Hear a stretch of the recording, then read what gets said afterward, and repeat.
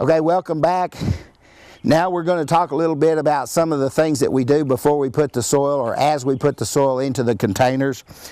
First thing we want to talk about is perlite. Perlite and vermiculite have been around for a long time, and they almost go hand in hand, except they are two different things.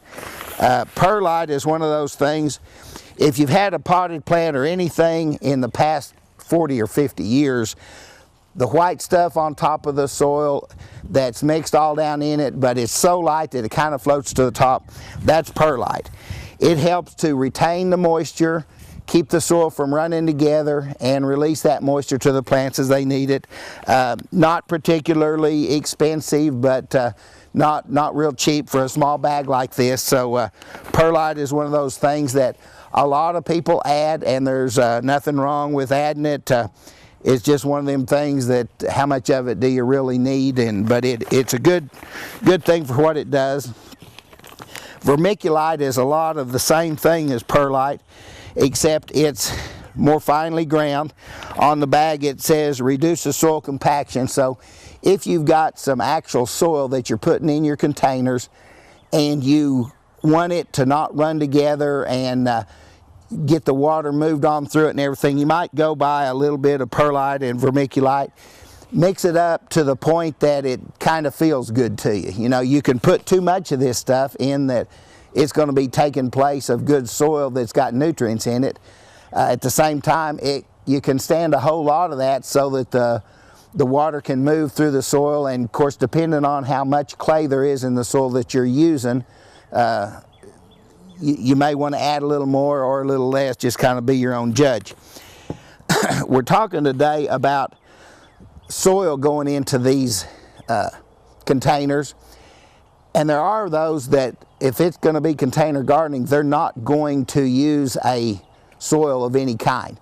They put peat moss and other things that are not soil, mix them together, and then any type of plant nutrients that those plants receive in that container is fertilizers that they have put in solution when they water the plants. So I was in a seminar one time and a lady asked, well, what about sand? And the man real hateful said, sand is soil and we don't use that. Well, anything that doesn't use sand in something like this is one of those things that, as far as I'm concerned, is so far out there that the majority of the people aren't going to be interested in it. So we're pretty much talking about amending soil to put in these deals, or buying some type of potting soil to put in to containers for the container gardening.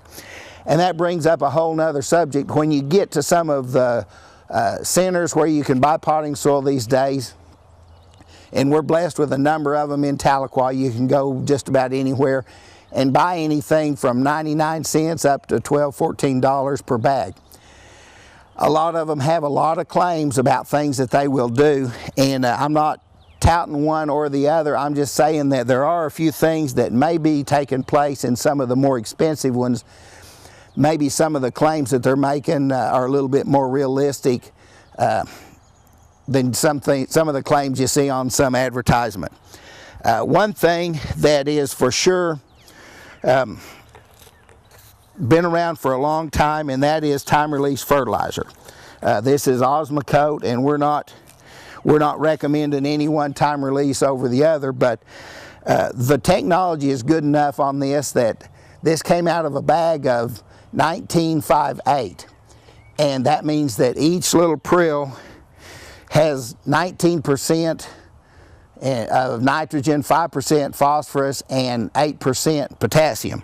So each little prill, the way that it's time release, each prill is coated with a substance that doesn't break down until it gets to be 70 degrees in the presence of water. So water breaks it down, but only after it gets to 70 degrees, and the different prills have different amounts of that substance fixed on them. So after 70 degrees at so many weeks, a certain amount will have broken down. After so many weeks, another amount will have broken down, and so it just is time release over the season. The thicker that some of them have, the thicker coat that some of the prills have, naturally the longer it's going to last. So if someone says 6 months That just means that some of these prills are pretty good size, and some of them are pretty small, and that they'll break down pretty quick. So if I noticed some deals said time release fertilizer lasts up to 3 months. One says time release fertilizer lasts up to 6 months. So chances are something similar to this Osmocote is something that they're using in there. May be worth it, may not be worth it. Anyone can buy time release fertilizer and put it into their potting mix if that's what they want to do. So that's just an option there. One thing that's been around for probably a dozen years or more now, but it really hasn't caught on that well with gardeners, is polymer crystals. And it's a development where you have this stuff, and it's looks kind of like some type of salt, but it's actually something that will absorb moisture. And I can't really tell you much about it other than it looks just about like pretty coarse salt. But when you put it in the presence of water, it starts to take on, well, it looks kind of like granular jello. And so the thing is, you can mix this stuff whenever it's like salt into some soil, and when you water it, it swells up and retains water, and then it releases that water slowly back to the plant. Once the soil gets dry and it's released the water back to the plant, you add more water, and it will soak it back up again. There was about a tablespoon of polymer crystals that was put in this glass, and I filled it up with water, and it soaked it all up. So a little goes a long ways.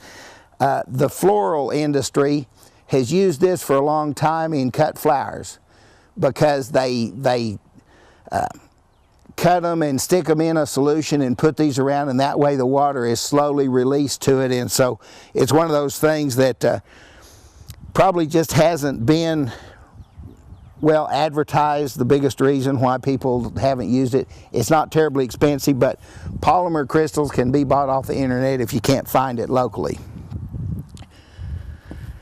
Well, we're going to take a commercial break. When we get back, we'll talk a little more about the soil.